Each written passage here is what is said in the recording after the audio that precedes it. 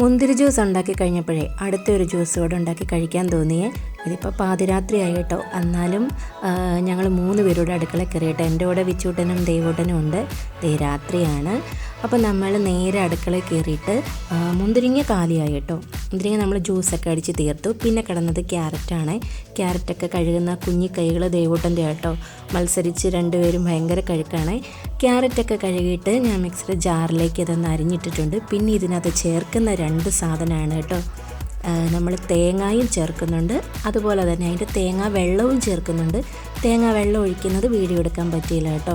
ഇതിനകത്തേക്ക് ആവശ്യമായിട്ടുള്ള പഞ്ചസാര ഇട്ടിട്ട് നമുക്ക് നന്നായിട്ടൊന്ന് അരച്ചെടുക്കാം. ഇത് ക്യാരറ്റ് ജ്യൂസാന്നേ തോന്നില്ല. അത് കുടിക്കാൻ മടിയുള്ളവർക്ക് ഇത് ഭയങ്കരമായിട്ട് ഇഷ്ടപ്പെടും കേട്ടോ. കാരണം തേങ്ങാ വെള്ളവും തേങ്ങയും കൂടെ അരയ്ക്കുമ്പോൾ ഒരു പ്രത്യേക ടേസ്റ്റാണ്. അപ്പോൾ എല്ലാവരും ഒന്ന് ട്രൈ ചെയ്ത് നോക്കണം.